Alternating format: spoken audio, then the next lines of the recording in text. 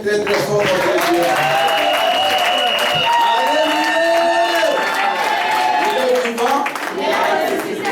Que le Seigneur soit loué. Amen. Nous allons bien aimer écouter la parole de Dieu, mais j'aimerais qu'on puisse, pendant 2 minutes, rentrer encore nos cœurs vers le Seigneur. Que nous puissions bien aimer considérer qu'il est bon, il est puissant. Lui qui a dit qu'au commencement était la parole. Et la parole était avec Dieu. Et la parole était Dieu. Tout a été fait par la parole. Rien de ce qui existe n'a été fait sans elle. La Bible dit que la parole était la lumière du monde.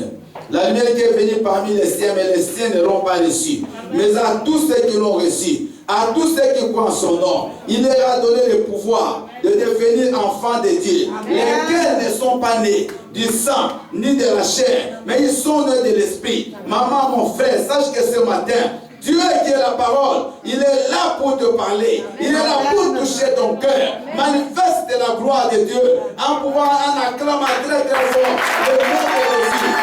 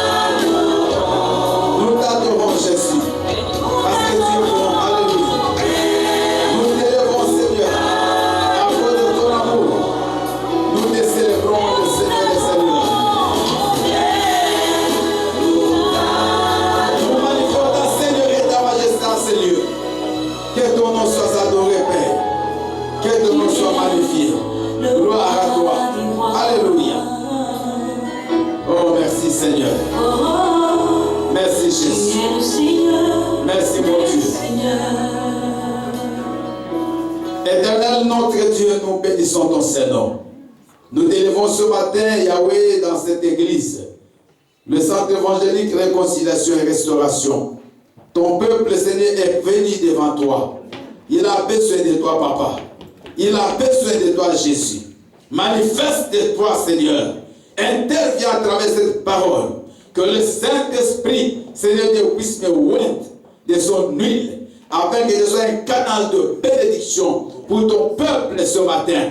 Agis, Yahweh notre Père, que moi je disparaisse, mais que Jésus-Christ, toi tu parles, et que toi tu sois vu. C'est pour cela, Éternel, par le pouvoir que tu m'as donné, je m'oppose contre toute présence du monde des ténèbres en ces lieux. Tout esprit qui ne confesse pas le nom de Jésus, je le chasse au nom puissant de Jésus-Christ.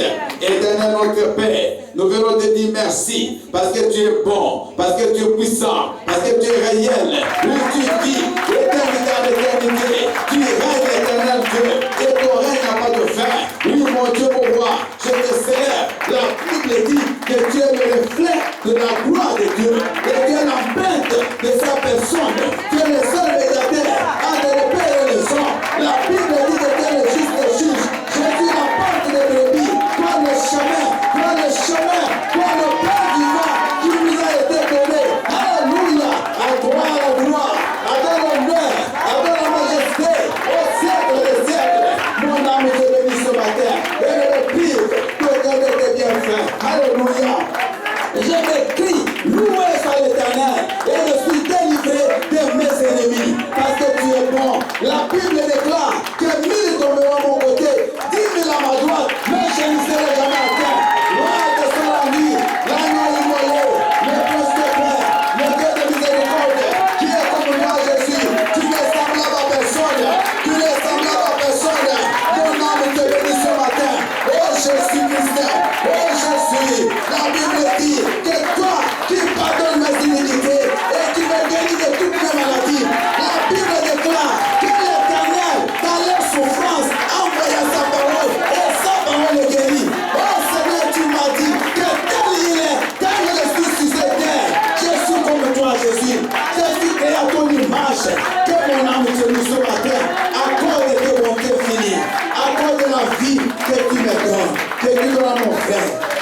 à ma soeur. Oh, alléluia. Merci Jésus. Merci Jésus-Christ. Au nom de Jésus. Amen. Amen. Bien-aimé, tu vas acclamer une fois de plus. Jésus.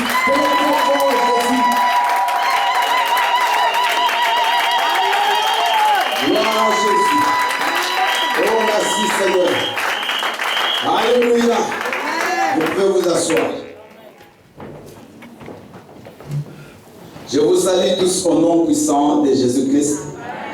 Et je vous aime de l'amour de Christ. Amen. Alléluia.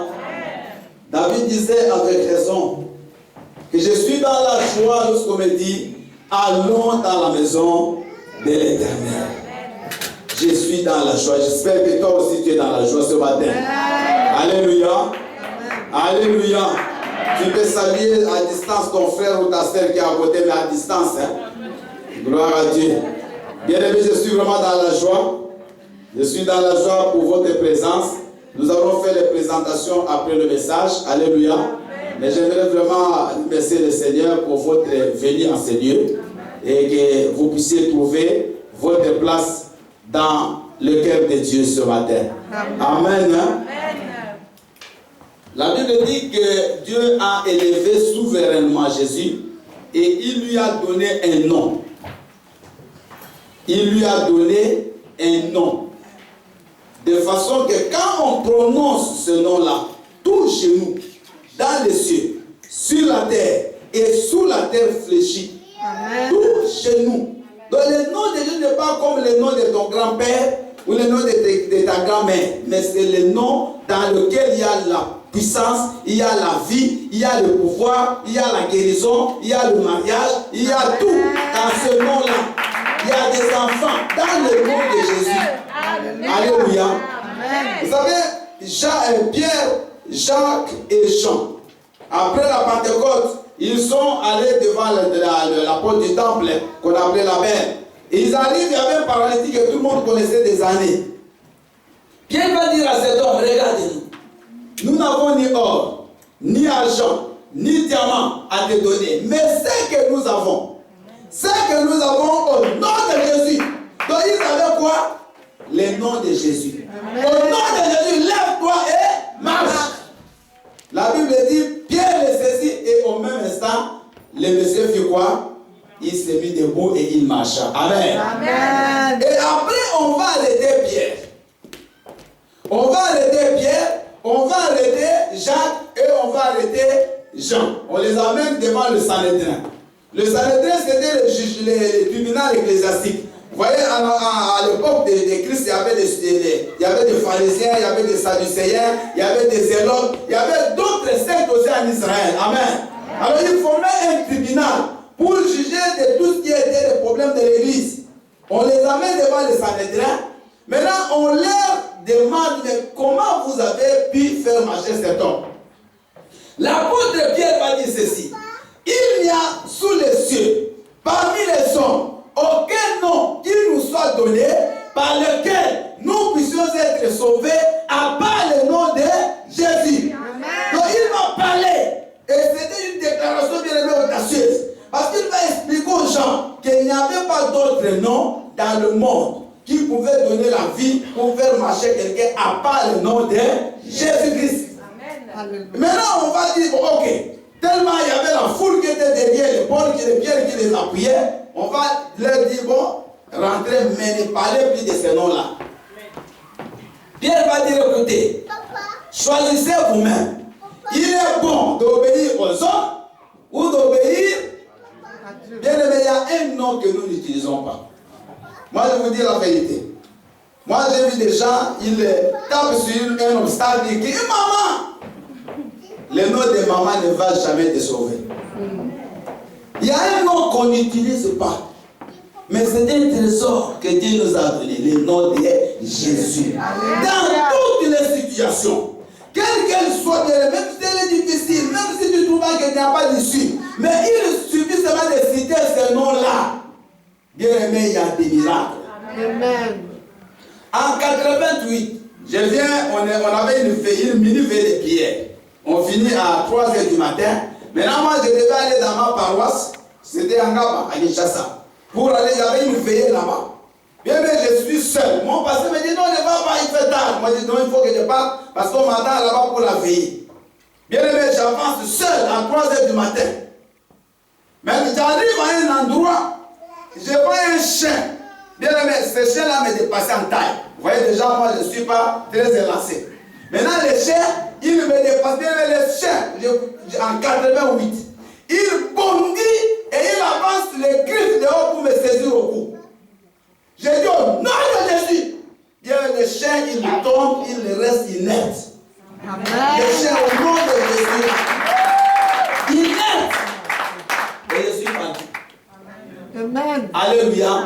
Bien aimé, le nom de Jésus sauve.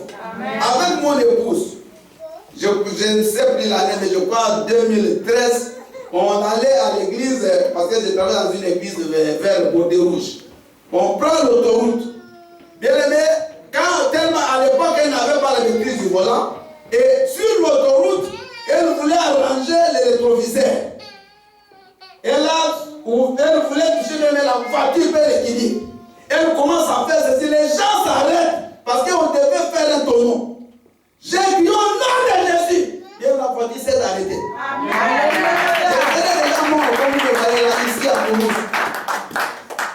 Le nom de Jésus, c'est un nom, il ne faut pas le négliger. Amen. Ce n'est pas mon message, mais je voulais vous faire comprendre l'importance.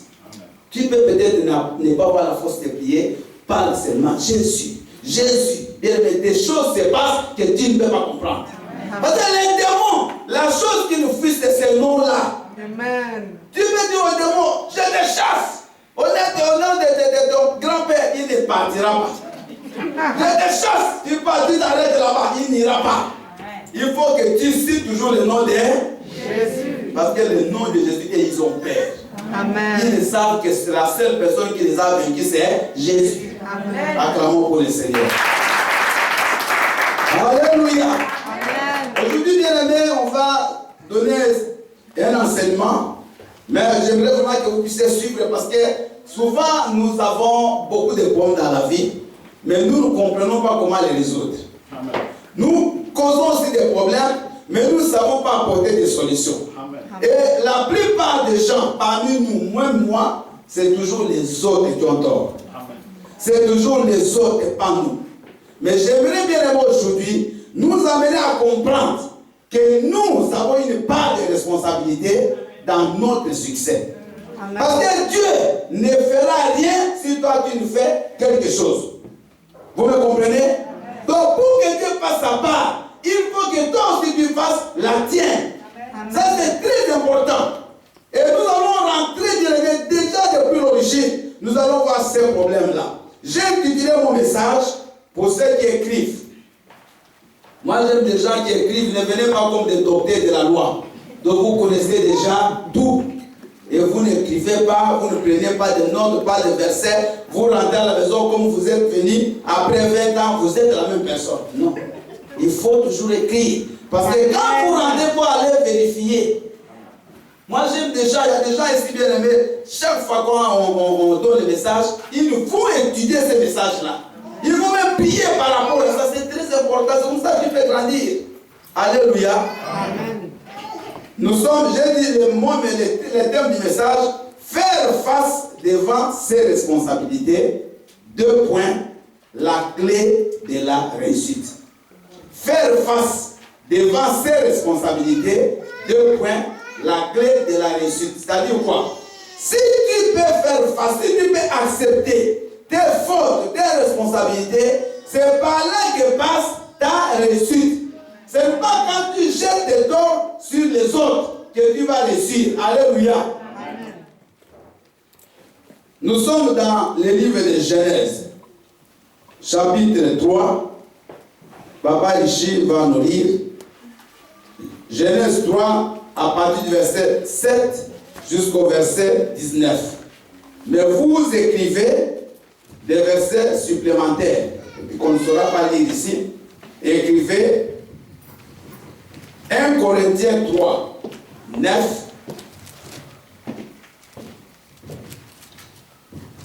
2 Corinthiens 5, 17.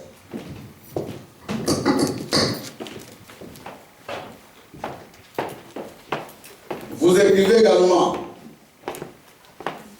Genèse 16, 1 à 10. Et la dernière référence, Apocalypse 12, le verset 10. Je reprends rapidement pour ceux qui veulent aller vérifier et étudier encore davantage à la maison. 1 Corinthiens 3, donc les textes de base, c'est Genèse 3, 7 à 19. Mais les textes complémentaires, 1 Corinthiens 3, 9. 2 Corinthiens 5, 17. Vous écrivez également Genèse 16, 1 à 10. Et les derniers, c'est Apocalypse 12, 10. Amen. Hein? Amen. Papa dit, tu peux nous lire Genèse 3, 7 à 19.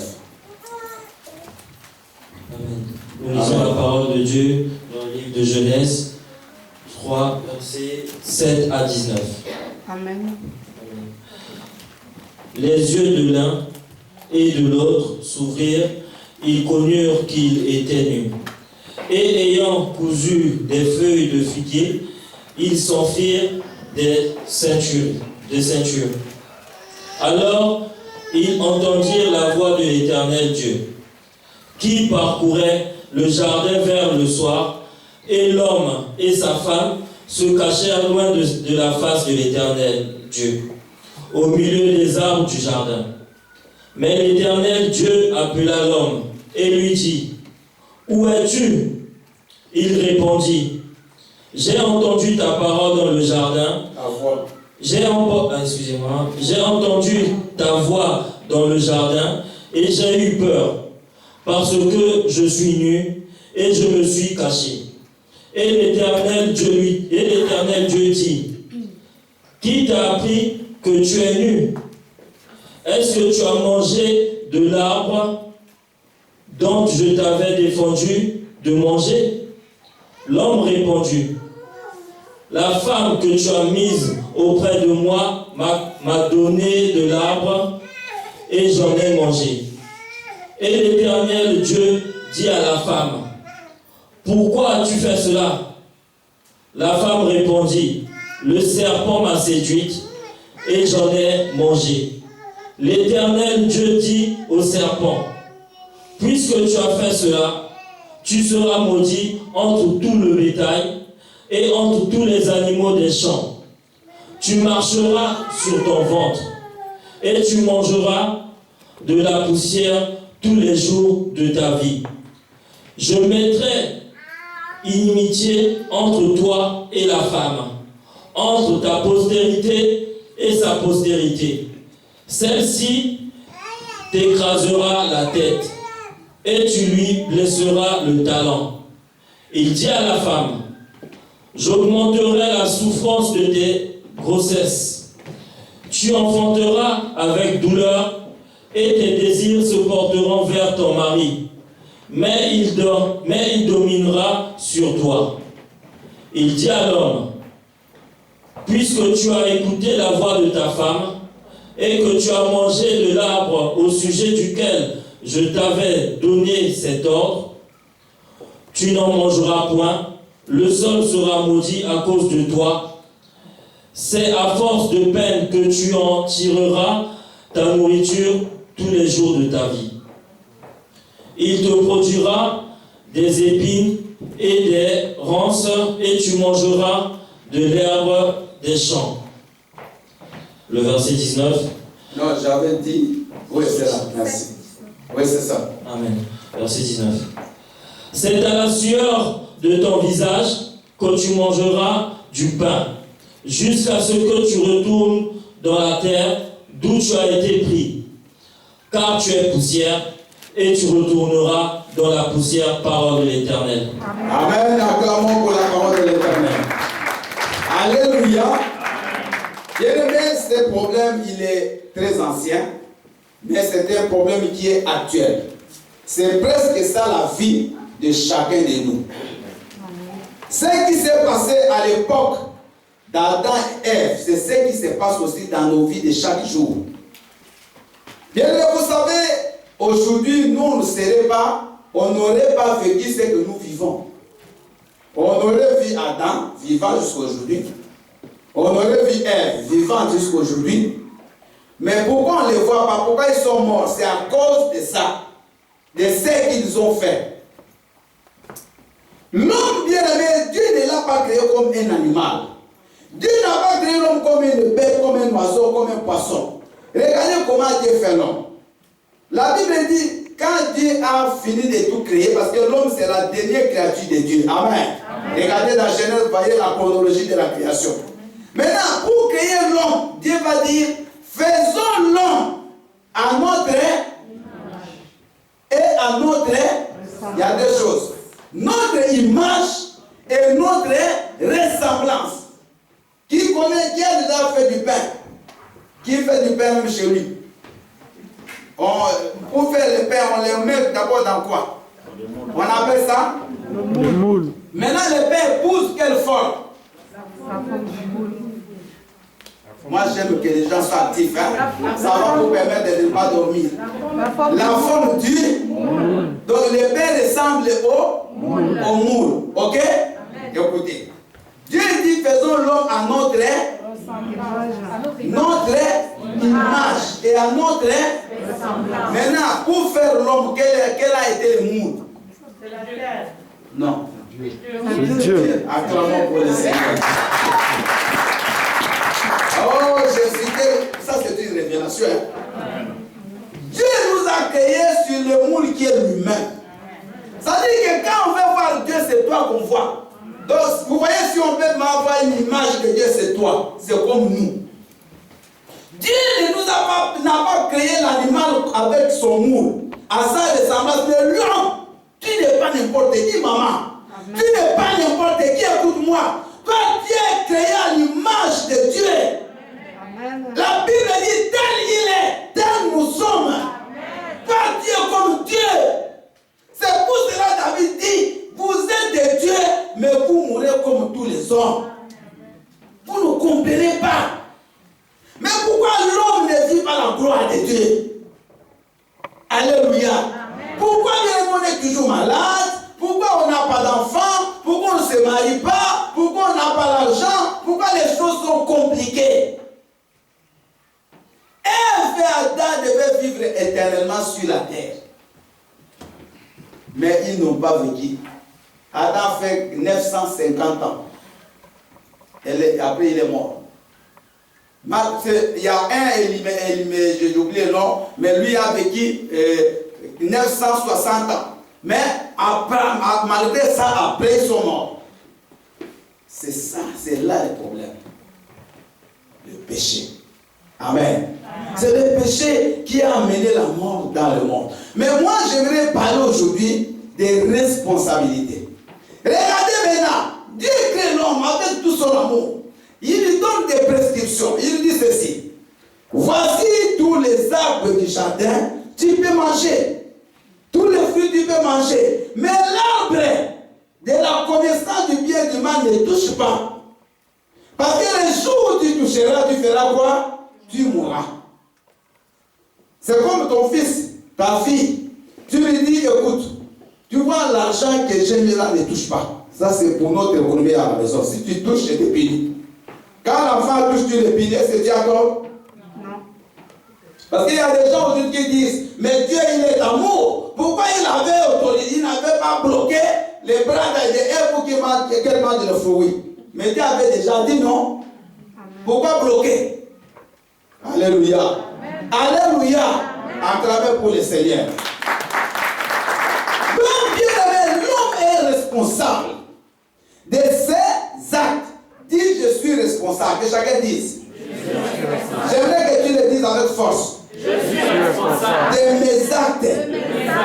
Ce n'est pas une autre personne. C'est toi-même. Alléluia. Amen. Alléluia. Amen. Maintenant, Ève va être tentée par le serpent. Le serpent vient dire, Ève, écoute, ce n'est pas ça.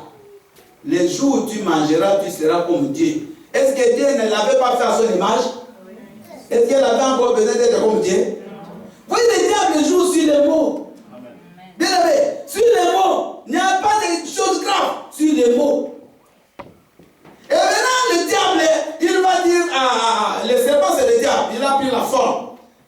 entré dans l'animal, il y avait un serpent déjà à l'époque, mais qui ne marchait pas sur le ventre. C'était un animal, moi je crois peut-être qu'il y avait aussi des jambes qui marchaient comme tous les autres animaux à quatre pattes. Parce qu'il est devenu comme ça, parce qu'il a été puni. Amen. Mais avant, il n'avait pas cette forme-là. Amen. Amen. Donc, le diable et Lucifer, qui était déjà dans le monde, ceux qui étaient à la prière de vendredi, on a papa, ça va la même dit. Donc, le diable était déjà là. Maintenant, il est entré dans cet animal. Et l'animal est venu souffler à Ève. Que non, mange. Ève a pris le fruit, il a mangé. Ève aussi a donné à qui? Adam. Adam a pris le fruit, il a mangé. Maintenant, quand ils comprennent que leurs yeux s'ouvrent dans le mal, qu'ils ont mal agi parce que le péché n'existait pas. Il n'y avait pas de mal, tout était bien, Dieu contrôlait tout. Maintenant, le mal entre, le péché va les éloigner de Dieu. Bien que le péché éloigne quelqu'un de Dieu. Amen. Amen. Quelle que soit la nature du péché, ça t'éloigne, ça t'affaiblit. Maintenant, quand les péchés, quand ils commettent qu'ils ont péché, ils vont aller se cacher. Et ils vont commencer à se mettre des feuilles, comme a dit. Dieu descend. Il dit, mais Ève, Adam, où es-tu? Pourquoi tu te caches? Adam maintenant, écoutez maintenant, c'est là le problème commence. Parce que n'oubliez pas les termes de notre message, faire face devant ses responsabilités. Adam va fuir ses responsabilités. Adam va dire, c'est la femme. Écoutez, Dieu dit à Adam, qu'est-ce que Dieu a fait? La réponse d'Adam n'est pas Dieu, j'ai mangé. Non. Adam va dire, c'est la femme il a même condamné Dieu. C'est comme ça, n'allez plus demander au pasteur de vous donner une serre. Pasteur, tu n'as pas une serre là, même si je l'ai, je ne te la donne pas. Parce que je ne veux pas que demain là vous disiez que c'est le pasteur qui me l'avait présenté. Ah oui, je ne veux pas. Même Dieu ne viendra même pas t'amener, non. Peut-être ça va vous choquer, mais je vous dis vrai. Toi-même choisis, tu la présentes à Dieu. Amen. Pour que tu dises, oh Dieu, mais c'est toi qui m'as donné cette femme. Parce qu'on a déjà dit ça. Amen. Adam dit, c'est la femme qui est toi. Donc si tu ne m'avais pas donné cette femme, je n'allais pas manger. Alléluia. Amen. Mais j'aimerais vous poser une question. Est-ce qu'elle va donner le fruit avec force? Non. Est-ce qu'elle va ouvrir la bouche d'Adam? Non. Donc la faute était à qui? Adam. Maintenant, Dieu se tourne vers Ève. Ève, pourquoi tu as mangé le fruit? Écoutez la réponse de Ève. C'est le serpent. Personne n'a accepté sa faute. C'est le serpent qui m'a fait quoi? Qui m'a séduit. Et j'ai mangé. Le serpent, lui, ne s'est pas justifié. Parce que lui, il est déjà connu et mauvais. Alléluia. Amen. Dieu n'a même pas demandé aussi des justifications au serpent. Mais à Ève, regardez comment les gens fuient leurs responsabilités. Et c'est ça le grand problème d'aujourd'hui. Depuis Ève et Adam jusqu'aujourd'hui, l'homme n'accepte jamais ses responsabilités. Bien que je vous dis des choses réelles. Moi, je n'aime pas de prêcher des choses en l'air, des choses vraies. Où chacun peut se retrouver. Beaucoup de choses que nous vivons maintenant, nous sommes des responsables. Nous sommes des responsables. Vous voyez, il y a des gens qui sont aujourd'hui divorcés. Quand vous allez à vous parler avec l'homme, il ne va jamais parler qu'il a tort. Il peut commencer à citer toute une liste, tout un cahier plein des fautes de la femme. C'est vrai ou faux? Mais essayez de parler avec la femme. Un cahier plein. Les fautes de qui? C'est ça. J'ai reçu une maman, paix à son âme, elle est décédée. En Afrique, elle est venue avec un cahier. Non, je n'ai pas compris. Bien aimé. 26 fautes écrites. Et vous savez, elle me dit, ils avaient fait à l'époque, ils avaient 26 ans de mariage. Elle dit, papa, pendant les 26 ans, il a fait aussi 26 fautes. Donc, et elle est capable de vous dire depuis qu'elles avaient commencé le mariage, parce qu'elles se sont mariées en Afrique, ils sont mariés venus étudier à Belgique. Ils sont répartis, tout, elle connaît. J'ai dit, maman, mais ça te tue. Comment tu peux avoir des choses comme ça? Alléluia. Et elle est même décédée aussi de chagrin. Même bien après, ils ont même 40 ans, ça faisait longtemps. Bien aimé, des chagrins. Elle n'a jamais reconnu. Mais j'ai essayé de parler avec son mari, c'est moi qui ai baptisé son mari. Bien aimé, j'ai parlé avec son mari des choses qu'il m'a dit sur la femme, tu ne peux pas croire. Beaucoup de fautes sur la femme. Il n'a rien compris, rien reconnu. Et c'est ça le grand danger. Devant les responsabilités, nous devons les assumer. Si tu veux aller loin, écoute-moi, assume tes responsabilités. Ne jette pas toujours les dos sur les autres, comme Adam et Ève ont fait. Les grands problèmes qui minent la société d'aujourd'hui, c'est ça de jeter les torts sur les autres.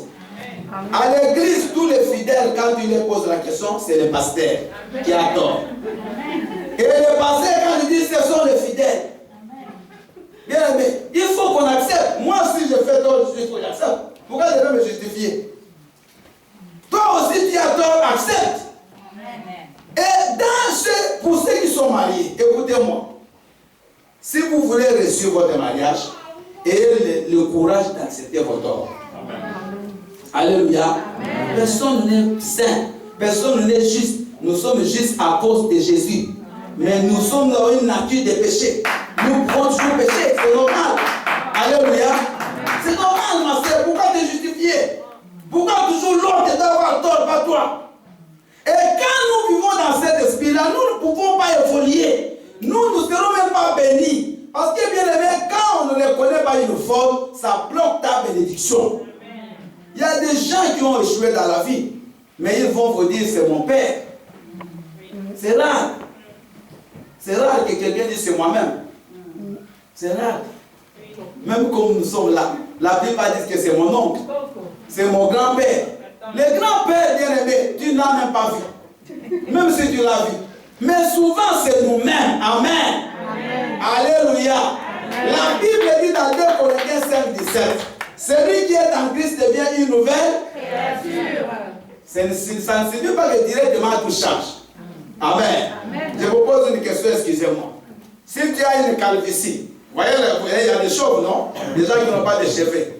Quand tu reçois Christ, directement les cheveux poussent? Non. Non, c'est une question. Parce qu'on dit toute chose devient nouvelle. Et c'est les cheveux poussent. Tu restes toujours avec la calvitie. Mais c'est à l'intérieur. Alléluia. Amen. Il faut qu'on change.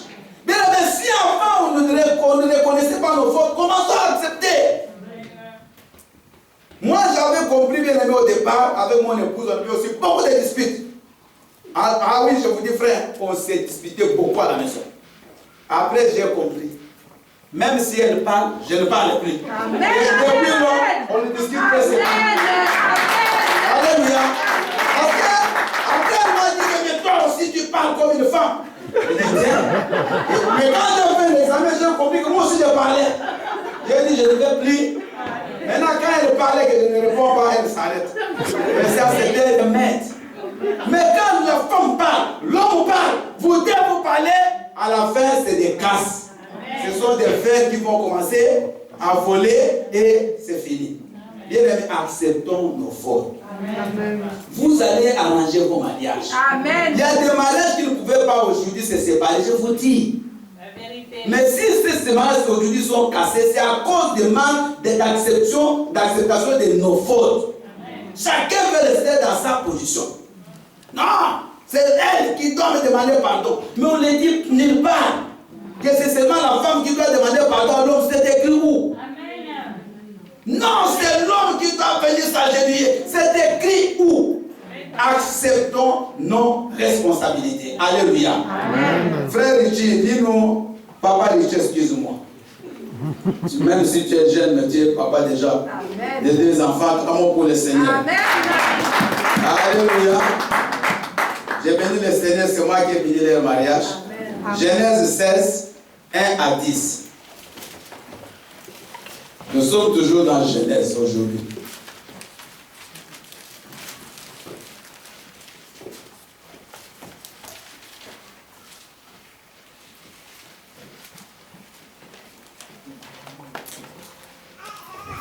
Lisons la parole de l'Éternel dans le livre de Genèse 16, versets 1 à 10.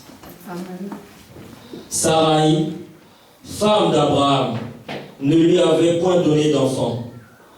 Elle avait une servante égyptienne nommée Agar. Et Sarai dit à Abraham, « Voici l'Éternel m'a rendu stérile. Viens, je te prie, vers ma servante, peut-être aurais-je par elle des enfants. » Abraham écouta la voix de Sarai. Alors Sarai, femme d'Abraham, prit Agar, l'Égyptienne, sa servante, et la donna pour femme à Abraham. Son mari, après Abraham, eut habité 10 années dans le pays de Canaan. Il allait vers Agar et elle devint enceinte. Quand elle se vit enceinte, elle regarda sa maîtresse avec mépris. Et Sarai dit à Abraham, « L'outrage qui m'est fait retomber sur toi, j'ai mis ma servante dans ton sein, et quand elle a vu qu'elle était enceinte, elle m'a regardé avec mépris. Que l'Éternel soit juge entre moi et toi. » Abraham répondit à Sarai, « Voici ta servante, est en ton pouvoir, agis à son égard comme tu le trouveras bon. » Alors Sarai la maltraita et Agar s'enfuit loin d'elle.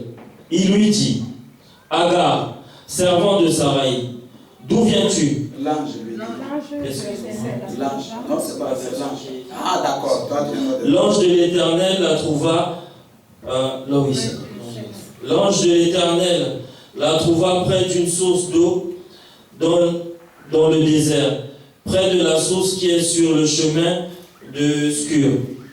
Il dit, Agar, servant de Sarai, d'où viens-tu et où vas-tu? Elle répondit, je fuis loin de Sarai, ma maîtresse. L'ange de l'Éternel lui dit, retourne vers ta maîtresse et humilie-toi sans sa main. Le verset 10. L'ange de l'Éternel lui dit, je multiplierai ta postérité et elle sera si nombreuse qu'on ne pourra la compter. Parole de l'Éternel. Acclamons pour la parole du Seigneur. Alléluia. Vous voyez une autre histoire. Agar et Sarai. Sarai était la femme de qui? D'Abraham. Maintenant, Sarai n'avait pas d'enfant. Elle était stérile. Sarai va maintenant dire à Abraham, il dit, bon, écoute, comme moi je ne veux pas te faire des enfants, prends ma servante, après fais des enfants avec elle. Sarai elle-même prend l'initiative. Amen. Elle va céder sa servante pour qu'elle devienne la concubine, sa rivale, et qu'elle devienne aussi la femme d'Abraham. Abraham va sortir avec cette femme-là et Abraham et Agar va tomber enceinte. Quand maintenant Agar tombe enceinte, elle commence à se considérer aussi comme ayant la position de la femme d'Abraham. Et même plus parce qu'elle maintenant devait donner un enfant à Abraham que Sarai ne lui avait pas donné. Amen. Amen. Ça devient une rivalité dans la maison. Après, Agar va, dans cette grossesse-là, Sarah va aller voir Abraham. Écoutez, tu vois ta servante. Regarde ce qu'elle me fait. Elle ne me respecte plus. Elle devient ma rivale. Maintenant, Abraham va dire, mais c'est toi qui m'as donné cette femme.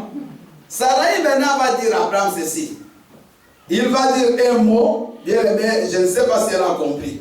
Elle va prononcer presque une malédiction. Et Sarai dit à Abraham au verset 5, l'outrage qui me fait retombe sur toi. Mais bien aimé, qui a donné Agar à Abraham? Maintenant, quand il y a un problème, la faute tombe sur qui? Est-ce que vous me comprenez? Qu'est-ce que Sarai devait faire? Elle devait accepter que c'est elle-même qui a. Est-ce qu'une maman ici peut faire ça? Maman, est-ce que toi tu peux imaginer même une seconde? Prendre ton mari, tu le donnes à ton ami? Non. Est-ce que vous pouvez? Non. Là, ça sera même la guerre mondiale. N'est-ce pas? Mais elle l'a fait. Mais elle n'avait pas bien calculé les conséquences. Vous savez, quand nous posons des actes, écoutez-moi mes frères et sœurs, il faut aussi voir les conséquences. Aujourd'hui, maman, tu fais la prostitution, tu attrapes le sida. Même si tu pries, on peut prier pour toi. Si tu avais des enfants, si tu as un mari, tu peux aussi contaminer ton mari. Tu peux tuer tes enfants. Si tu es enceinte, l'enfant peut sauter avec le sida. Tu crées un désordre, un désastre dans la famille. Mais Dieu t'a pardonné. Alléluia. Dieu pardonne. Mais les conséquences, tu vas les vivre. Bien aimé, ne faisons pas des choses pour jouer.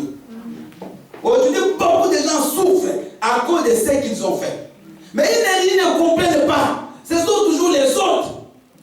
Vous allez voir quelqu'un qui vient à la prière en état. Il arrive à la porte là-bas. Mais pourquoi tu es arrivé en état? C'est le bus. C'est toujours pas lui. C'est la faute du bus. Mais bien aimé, ici nous sommes quand même dans un pays moderne. Tout le monde peut regarder même sur son téléphone les programmes de bus. N'est-ce pas? Non, mais pardon. Tu veux savoir que le bus L2 passe, exemple, à 9h30. Quelqu'un vraiment qui a besoin d'arriver à temps. S'il est loin, il va quitter même à 8h. Donc il n'y a pas de la faute des bus. Il n'y en a pas. La faute des bus, je peux comprendre peut-être que tu étais à temps dans le bus et que le bus tombe en panne. Là, je comprends. Donc, bien aimé, ne donnons pas la faute aux autres. Alléluia.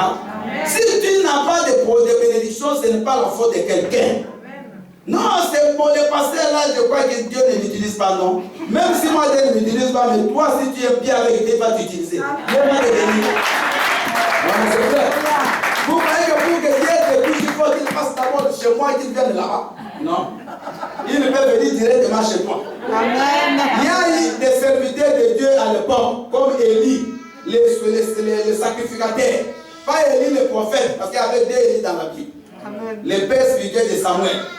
La Bible dit qu'à l'époque, il y avait Ichabod. La gloire était bannie, n'avait pas de gloire en Israël. Il ne marchait plus avec Dieu. Mais Dieu a béni Samuel. Amen. Samuel était dans le temple, Élie aussi était là. Mais Dieu est passé par Samuel sans passer par Élie. Alléluia. Amen. Moi, je ne suis pas comme Élie. Moi, j'ai la grâce de Dieu. Mais pour que Dieu te touche, il n'a pas besoin de passer par nous. Amen. Ta relation avec Dieu. Ton comportement devant Dieu. C'est ça qui est important. Parce que les gens, c'est toujours l'autre. Si ton mariage échoue, papa, ce n'est pas toujours ta femme. Toi aussi, regarde ta vie. Peut-être que la femme, si elle parle trop, parce qu'elle en a marre. Mais quand elle te dit, essaie un peu de réfléchir. Mais pourquoi toujours se justifier? Il y a des choses bien aimées dans la vie que nous avons cachées, qui nous pourrit la vie. La Bible dit que Satan, il est l'accusateur. Apocalypse, c'est d'Apocalypse 12 10. Il est l'accusateur des frères. Bien aimé, vous savez les choses que nous cachons là, c'est ça qui nous détruit. Il faut toujours parler. Il faut dire la vérité. Amen. Si vous avez des problèmes qui vous dérangent, parlez-nous, mon pasteur. C'est important. Parce que quand vous libérez votre guerre, le fardeau là part. Et même les diables ne seront plus t'accuser. Vous savez, il y a des gens, même pour se vider, il a peur. Parce qu'il se culpabilise.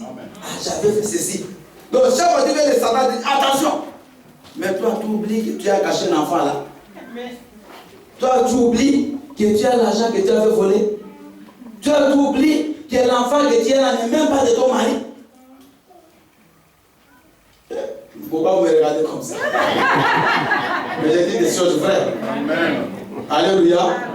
J'ai dit des choses réelles. Moi, j'ai reçu une femme il y a très longtemps, 14 ans, de mariage avec son mari. 14 ans. Elle est venue me dire, papa, tu vois, mon premier fils là, ce n'est pas l'enfant de mon mari. Mais il est né dans la maison de mon mari. Qu'est-ce qui s'était passé? La dame, jusqu'à elle était jeune, avant de se fiancer, donc elle venait de se fiancer, mais elle avait une relation avant. Donc elle a coupé la relation, elle est devenue fiancée avec un autre monsieur, mais elle continue un peu, vous comprenez, hein? Elle sort des fois, elle arrête, et elle se marie. Elle se marie. Quand elle va dans le mariage, elle comprend qu'elle est en retard de 2 semaines de l'autre. Mais comme c'est juste au début, elle n'a pas pu dire à son mari que ce n'est pas ta grossesse. Le mari, bien aimé, le mari c'était jeune, il ne connaissait aussi rien de grossesse. Il a compris que c'est son enfant jusqu'à 14 ans. C'est son enfant, son nom, tout. Maintenant, l'autre monsieur là, 14 ans après, il a fait des expériences, il n'a pas eu d'enfant. Il a dit non, mais moi j'ai un enfant quelque part. Maintenant, il revient vers la femme. Il dit, je viens récupérer mon fils. La femme dit, mais qu'est-ce qui se passe? Tu veux tuer mon mariage? Mais cet enfant, son père, c'est celui-là, il ne connaît pas votre père. Il dit non, sinon votre tribunal. Elle est venue sur l'église. Pasteur, si je dis à mon mari, c'est le divorce. Alléluia. Vous voyez des choses. Mais pourquoi il n'avait pas dit au début? Parce que même les maris après, ils n'auront même pas confiance pour les autres enfants. Je crois que vous comprenez. Maman, écoutez, vous savez, il y a des choses, papa, qu'on a cachées, qui nous pourrissent la vie. Amen. Ces choses-là peuvent même te bloquer le chemin du ciel. Parce que ça va, le diable va toujours utiliser ça.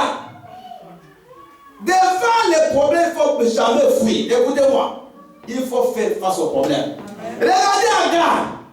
Agar, elle va fuir. Est-ce qu'Agar n'avait pas tort?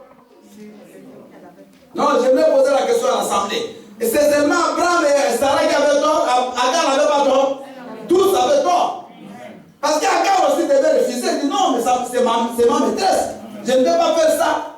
Abraham aussi devait refuser. Mais tous ont commis les péchés, mais chacun se rejette la faute. Agar maintenant est en train de fuir. Elle va rencontrer l'ange. L'ange dit, mais pourquoi tu fuis? Rentre. Bien aimé, la solution, c'est de faire face devant ses responsabilités. Amen. Je crois que vous allez acclamer. C'est de faire face devant ses responsabilités et avancer. Amen. Amen. Qui a déjà médité Ephésiens 6 quand on parle des armes de l'esprit, des combats spirituels?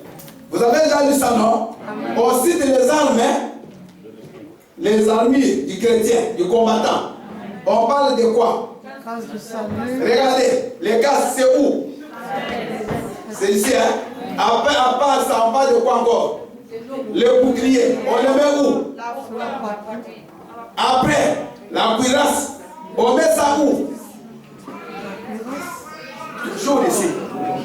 Donc, toutes les armes que Dieu là, c'est pour se protéger des vents. Regardez, des vents. Il n'y a aucune arme qu'on met derrière. C'est-à-dire quoi? Le diable, il faut jamais le fuir. Parce que si tu fuis, tu laisses le dos vide. Au dos, là, il n'y a pas d'arme. Il n'y a pas des histoires qui vont te protéger, on te tue. Il faut faire face. Dieu a tout prévu. De façon que quand tu es attaqué, tu te mets debout. En face, c'est là où tu es bien protégé. Amen. Acclamons le Seigneur.